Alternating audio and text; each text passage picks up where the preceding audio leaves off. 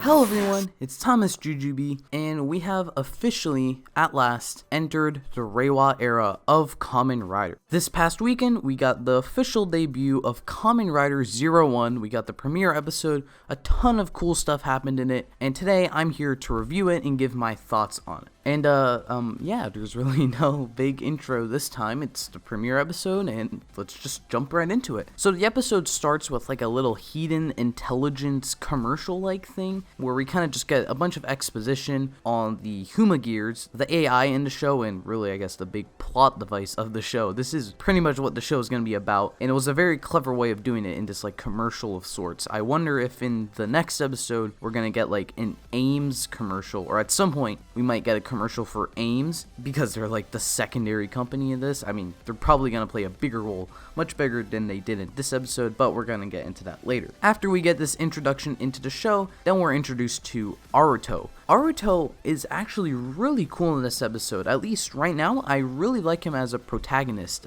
I think he definitely has a lot of room to grow throughout the series, but that's not an insult by any stretch. I actually quite liked him here. Of course, he's introduced as just like this comedian, you know, he's not really taking anything seriously, although actually I will say he is actually trying to take the comedian thing seriously, despite it, you know, being a job about making jokes. So he actually really wants to be a comedian, and I kind of like that ties into why he'll make maybe stupid jokes throughout the show. So since he really wants to be a comedian, when they're giving him the position of CEO, I guess he can't really say no, but he's trying to say no to being the CEO because he wants to be a comedian, but then he decides to become the CEO because he'll basically be able to do the same thing he could as a comedian, as in he wanted to make people smile and laugh by telling jokes as a comedian, but as the CEO, he can be 01 and protect people's smiles and laughs and stuff like that. So I guess that's a nice through line, and I do quite like that. So that's pretty much all there is to Aruto in this episode, and I do really like him in this episode. Now we're going to talk about the villains. The villains are so interesting right now. Like, obviously there's really nothing to them,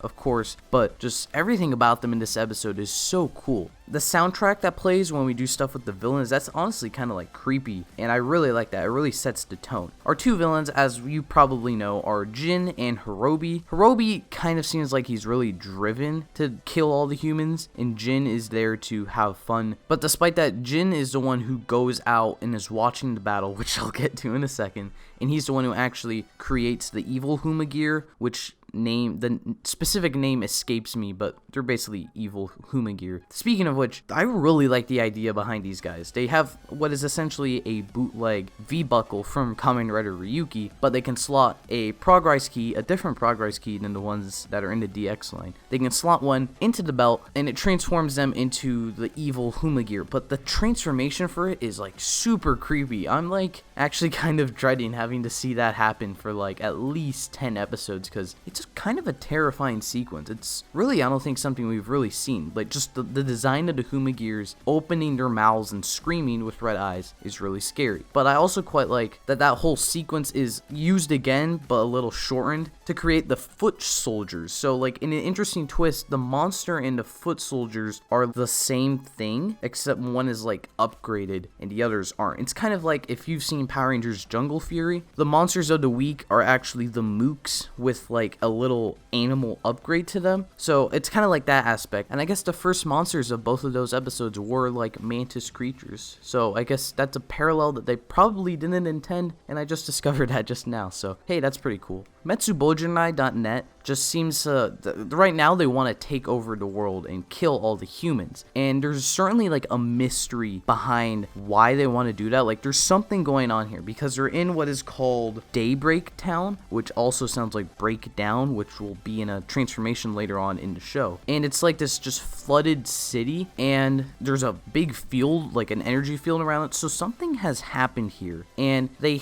Ames hints later. They said history is repeating itself when Huma Gear begins attacking, and of course when the CEO dies, not only is this the trigger for when Metsubojanai starts doing their stuff, but it's also the trigger for 01 to actually happen, for Aruto to get the 01 gear. So something happened in the past with the whole Humagears being corrupted, attacking Metsubojinai and Ames. Like, everything is connected to something in the past, and I'm really interested to figure out what that is, because there's clearly something going on here. There's a lot of mystery set up, and I really just love a good mystery in a show, so I'm really interested to see where that goes in the future. And then the one last thing I want to mention with Metsubojinai is Jin, when he just straight up shoots a Humagear in the head with a real gun that they actually showed in a little short montage in the first introduction of the villains. So that was some foreshadowing if I've ever seen any. I mean, like, that right there, I'm like, oh, 01 is really going there. Like,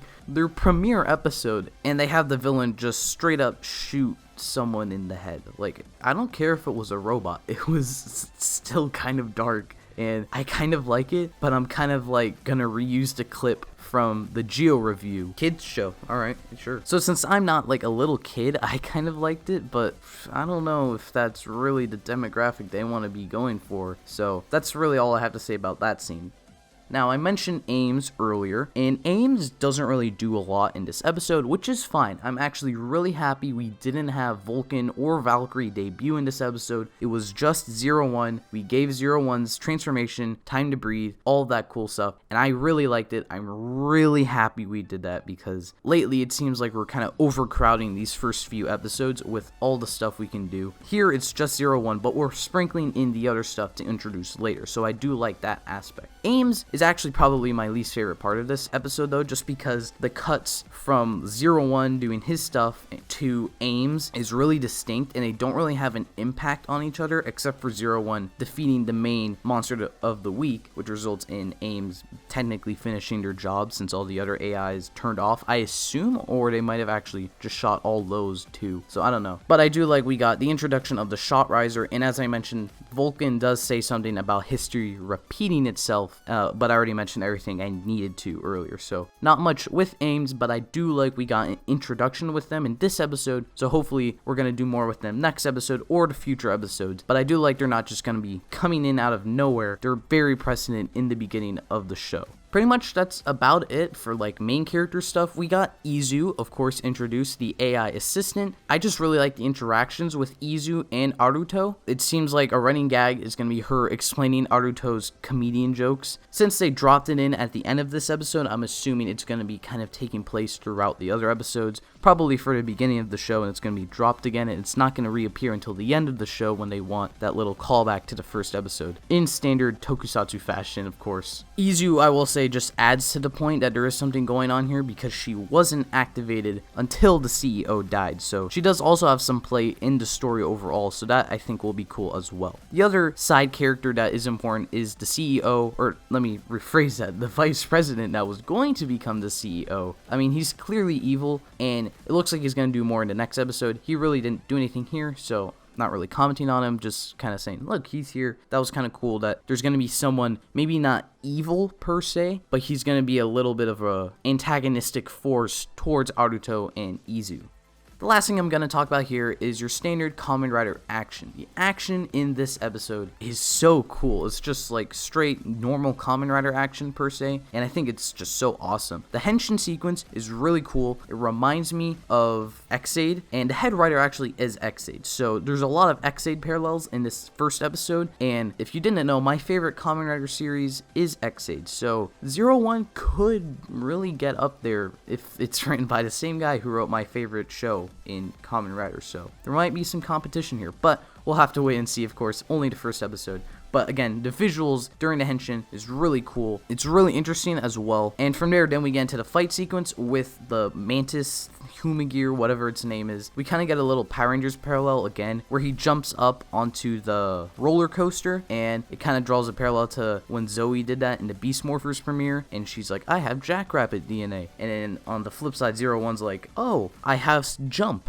We also get a little bit of humor in that when Izu throws the suitcase sword at him and it hits him in the head and he's like, ow, how? And she's an AI, so she's just like very blank face and just goes, I'm sorry. I thought that was a little bit of a funny moment. I quite like that. Again, the interactions with these two characters is really fun. I'm looking forward to seeing more of that. And then actually in this part then, we get an insert song playing, which originally people were thinking was the intro for the show, the theme song, and it's not. But I actually like this more than the theme song. It has a lot more energy. It's a lot more fun in my opinion. But the theme song is no slacker as well. It also plays in the end when Naruto goes to do his finisher, the Rising Impact. Once again, to draw the X8 parallels, we get text that appears on the screen that says the name of the finisher. And I mean, that right there, like one of my favorite parts of X8 is that we get the text on the screen for the finisher, and it's happening again. So like, I don't know, that director really is drawing the X8 parallels and really wants me to like 01. I mean, I did quite like it. The rider kick, speaking of that, is very badass too. He goes right through the Humagear, utterly destroys it, and that is making me wonder, like, his plan is to protect the Humagear, right? But he's very nonchalant, just destroying it in this episode as well. Of course, it could still be alive, in quotes, but